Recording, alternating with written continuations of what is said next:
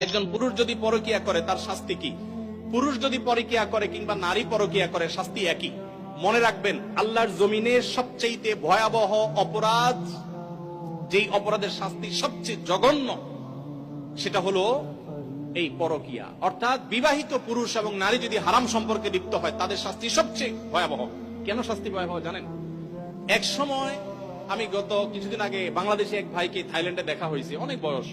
ওনাকে জিজ্ঞেস করলাম বাচ্চা কাচ্চা কয়জন, বললো যে 2 জন। তো বললাম এত কম বাচ্চা কাচ্চা, কোন বিধিনিষেধ আছে নাকি? বলে না ভাই, এক সময় আমাদের এই দেশে, থাইল্যান্ডের কথা বলছেন, যে সন্তান বেশি নিলে সরকার পারমিট করতো না, 2টা বেশি পারমিশন দিত না।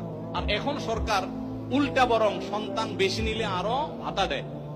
একই সমস্যা চায়নাতে। চাইনিজরা বিয়েকে মানে সন্তান গ্রহণ করার ক্ষেত্রে অনেক কড়াকড়ি করেছে। এখন বর্তমানে চাইনিজ সরকার পাগল পরা হয়ে যাচ্ছে, কারণ জেনারেশন গ্যাপ তৈরি হচ্ছে, সন্তান কেউ নিচ্ছে না।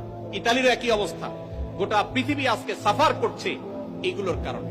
কিগুলোর কারণে? এই বিবাহ বহির্ভূত সম্পর্ক যত বেশি কোন সমাজে চালু হবে, সেই সমাজে মানুষের জন্মের হার কমে যাবে। মানুষ বিয়ে করবে না, ওই অবৈধভাবে তার চাহিদা পূরণ করবে এবং সন্তান জন্মের হার কমে যাবে, ওই ভয়াবহতার দিকে চলে যাবে। এই জন্য এটাকে হারাম করা হয়েছে এবং মৃত্যুদণ্ড এটা শাস্তি। কোন স্বামী কোন স্ত্রী যদি পরকীয়া লিপ্ত হয়, আল্লাহর জমিনে সে সবচেয়ে বড় অপরাধী, শিরকের পর যে বড় অপরাধ গুলো তার মধ্যে থেকে একটা।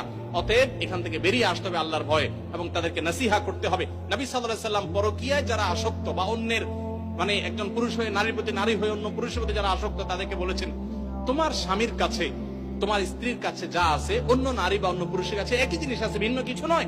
অতএব শয়তান তোমাকে বুঝায় না তুমি ওখানে গেলে সুখ পাবা, শান্তি পাবা। অতএব এগুলো থেকে আমাদের